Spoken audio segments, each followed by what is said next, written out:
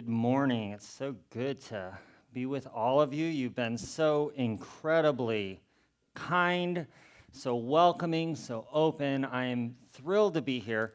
This is the first of many, many conversations, and I'm not going to pack everything you need to know about me into this morning. I'm going to give you a little tidbits along the way. I wanted to start first by talking about my love for plants. I have, through the years, kept orchids and different things that I love caring for. Do we have any plants parents in the house? We identify as plant parents there. And to be a plant parent, that doesn't mean your plant babies have to stay alive, okay? We do our best, but we try and we learn and we get to know. And we have certain kids that are just problem kids, right? When it comes to plants. I love a diversity of plants. I have a friend of mine who has a cannabis farm, and I occasionally go over and help him with some harvest and trimming. But one of my favorite things to do is this process called de-leafing. It's a type of pruning you do to encourage growth. Anybody who has done anything, I know we're in West Michigan, so your yards look better than mine ever dreamed it could be.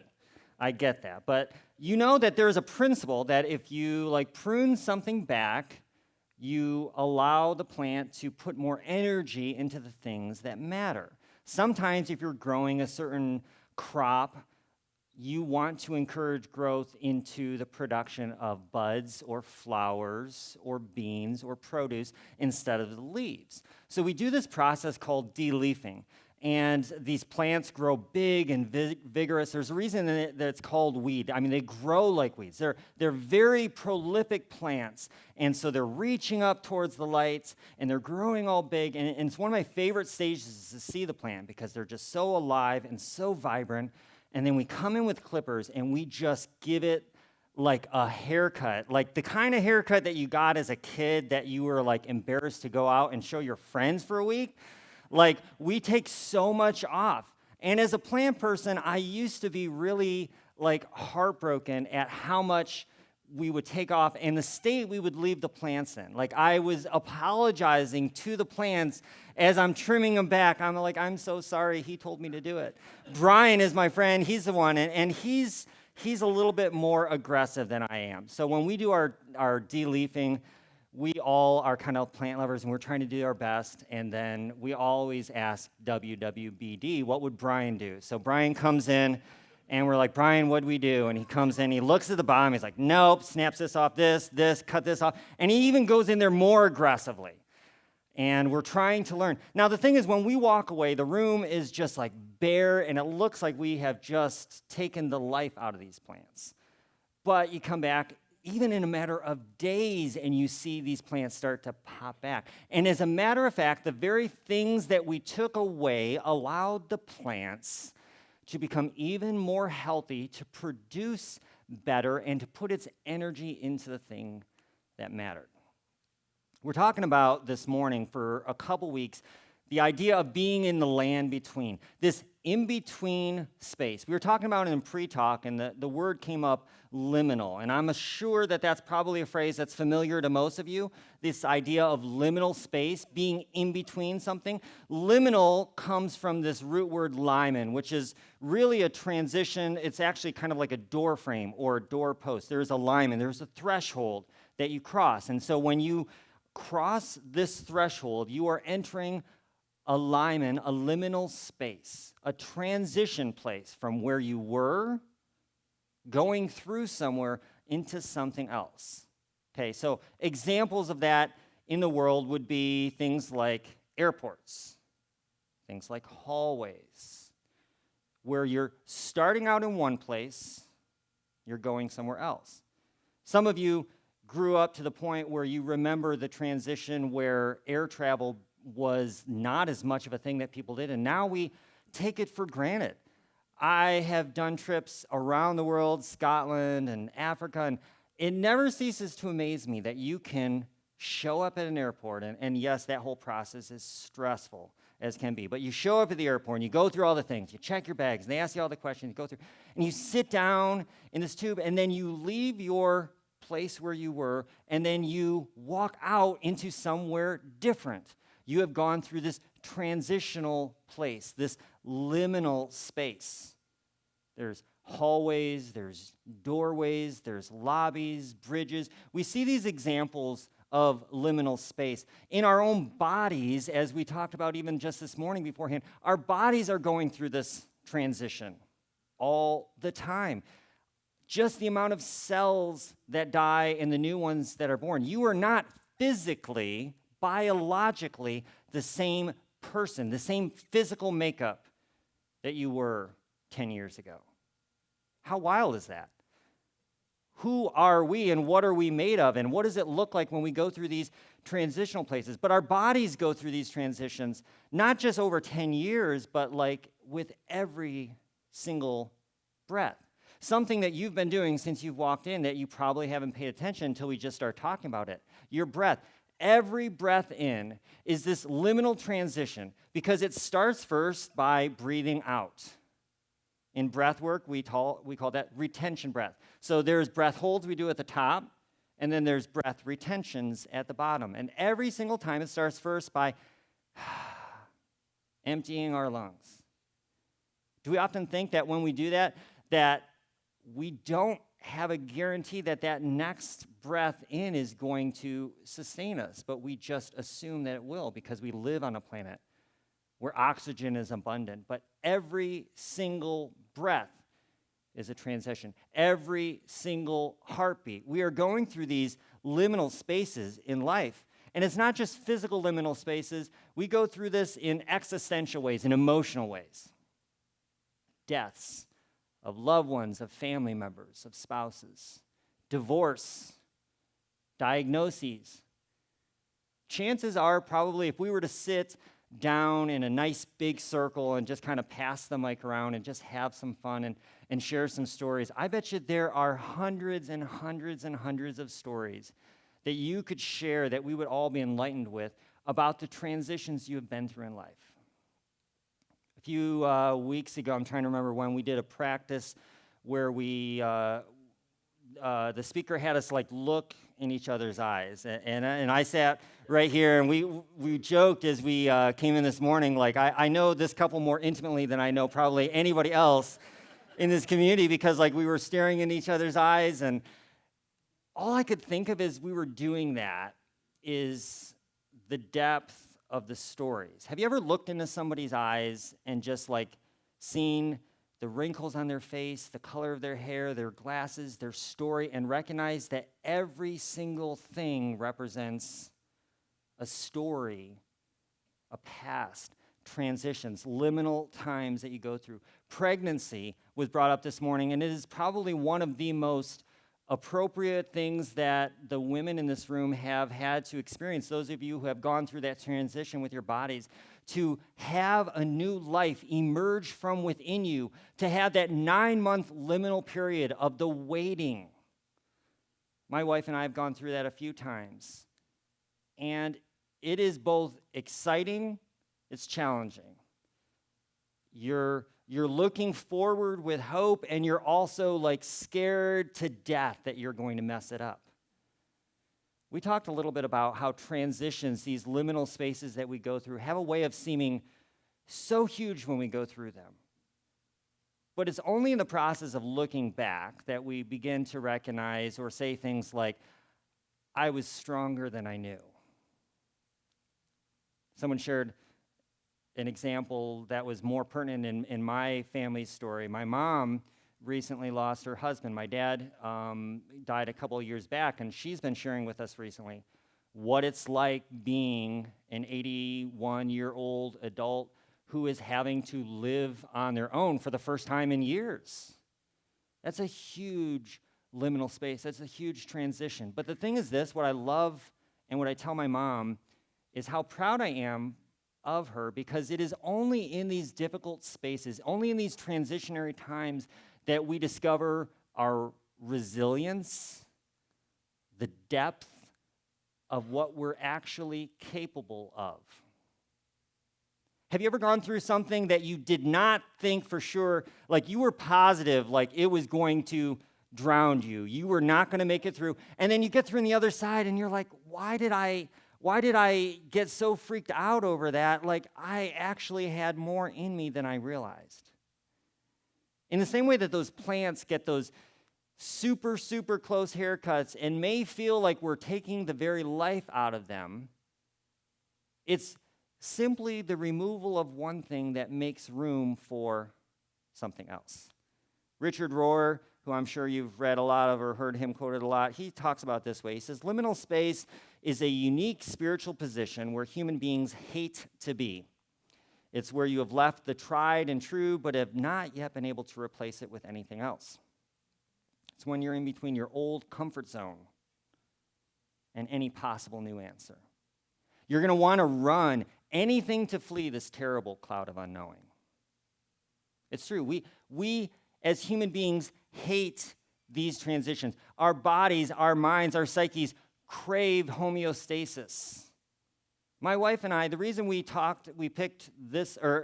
picked this topic is because my wife and I, our family, has been going through some transitions in the last few years. It felt like we have just rolled from one transition into a next.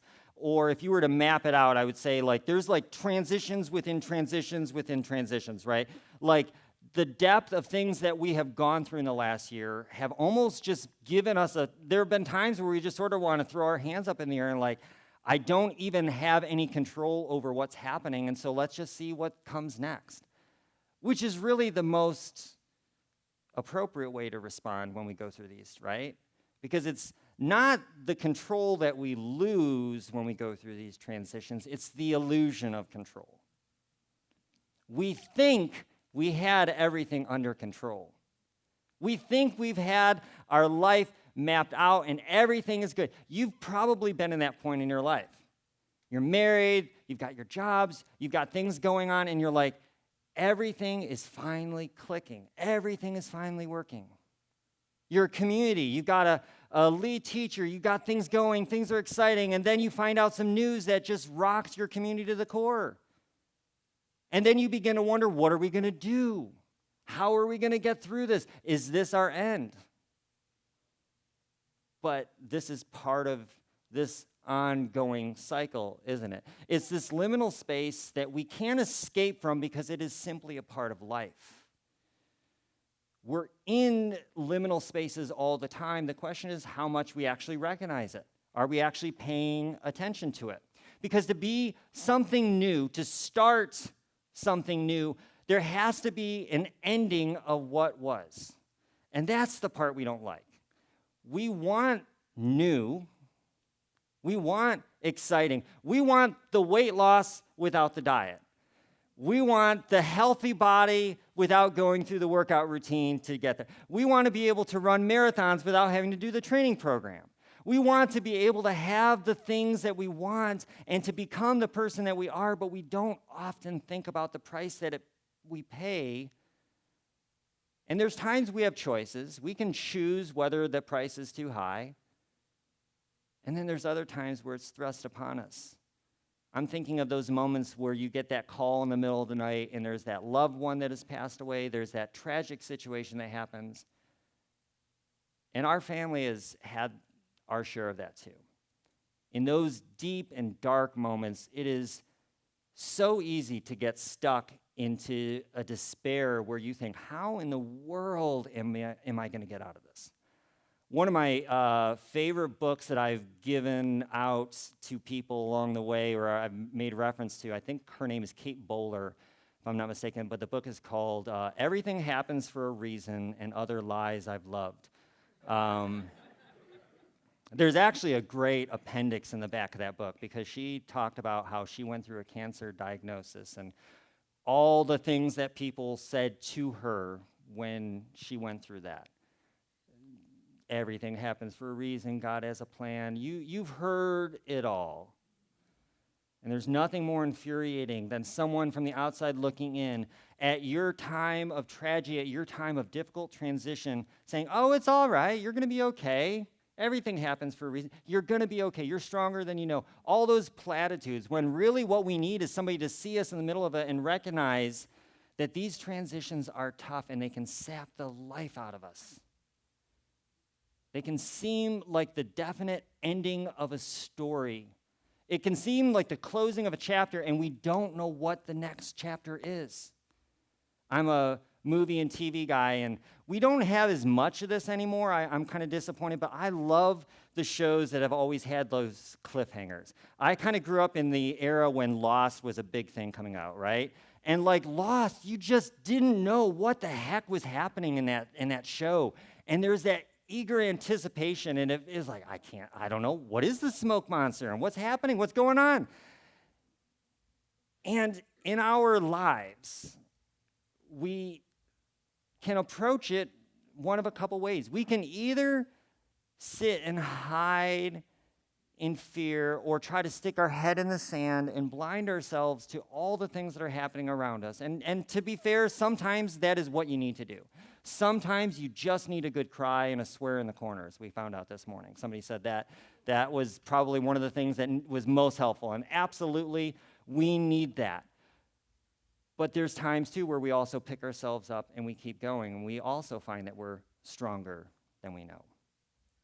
Next, I want to quote a great author, profound author that you've probably read, Dr. Seuss, who wrote in his great book, Oh, the Places You'll Go, about this kind of thing. You've seen that book, the Oh, the Places You'll Go? It's a big graduation book. He writes about this time in our life. He says, you can get so confused that you'll start into race down long, wiggled roads at a breaknecking pace, headed, I fear, towards a most useless place, the waiting place. For people just waiting for a bus to come or a plane to go, or the mail to come or the rain to go, or the phone to ring or the snow to snow, or waiting around for a yes or no, or waiting for their hair to grow. Everyone is just waiting. The waiting place is not fun. We don't like the waiting place. We don't like being in waiting places. I mean, who likes being at is it the BMV, DMV here in Michigan there? I get them confused. When you go to have to get your driver's license, right, and you get the tickets. When you're in the lobby at the doctor's office, nobody says, you know what, I'm going to show up there an extra hour early, and I hope I want to sit just because I want to flip through all the magazines while I'm there. Like, we crave distractions. And I'm speaking from experience. Anytime I'm stuck waiting, what do? We'll pull out phones. We'll do anything to try to distract us from this time of waiting. That probably says a lot about us as a culture, the fact that we don't like waiting and our capacity for waiting has diminished. It keeps getting shorter. But it is in these transitionary times, it is in this liminal space that the stories that matter are being written. Your story, our story, C3's story, this 150-plus year crazy, crazy history has been filled with these transitionary moments that could have and probably in the moment felt like they were an end to everything. We know what that feels like because our lives are full of that. As somebody mentioned this morning, like, that is the very nature of life. The Buddha says life is suffering. Life has these moments of transition, and we can either make peace with them and sit with them, or we plow through them, we ignore them, we try to conquer them even. I don't know what it is in our Western mindset that feels like challenges are obstacles that must be conquered, and we think in this approach of like, there's a mountain ahead and I'm going to climb it, but sometimes the transitions that we go through don't feel like climbing a mountain. Because when there's a mountain, we climb to the top and you have that mountaintop experience. And yes, there are those in life, but sometimes what transitions feel like is being lost in the woods. It's wandering, it's confusion, it's I don't know where I am and I don't know what's next. It's a scary place to be. John Philip Newell, he has written a lot about Celtic spirituality. I had the chance to do a pilgrimage with him in Iona, Scotland, back in 2016. He wrote a lot about Celtic spirituality that helped informed my deconstruction journey when I was kind of going through my journey through Christianity. He helped put words to a lot of the things that I was feeling. But specifically, I loved the idea that the Celts had in terms of liminal spaces. In Celtic lore, there's the idea of thin space. Maybe you've heard that expression. That there's places in this world where the veil between this world and the next is thin. Not in a literal sense, but you probably have maybe experienced these thin spaces in your own life. You know, it's that moment at a bedside when that person passes and you realize that you're in this in-between state, and there's like every part of your attention is aware of what you're going through. And the Celts believed that there are these thin spaces, not only physical location, but times in our own lives. Because as I think Rod mentioned before, liminal space does not just refer to geographical spaces like hallways and tunnels, right? We go through them in our own lives. And this transition that we go through, this thin space, there are moments in our lives where the veil between, I wouldn't say this world and the next, but the veil between ourselves and the world that is can be thinner so we can see things with more clarity than perhaps we have at any other point. He writes this, into this liminal realm between the known and the unknown, we're invited to enter if we want to learn more of the way forward in our lives as individuals, as communities, as nations. This is why in so much Celtic storytelling and legends, lovers meet and worlds can join in the twilights. It is in the coming together of the masculine and the feminine. This is also why in so much Eastern spiritual practice, as well as in monastic communities, that the early hours of dawn are viewed as a time of meditation, when night and day are commingling in ways that more readily allow us to move from the known to the unknown, from the nameable to the ineffable. I want to sit for just a minute with that last word as we kind of like wrap up today.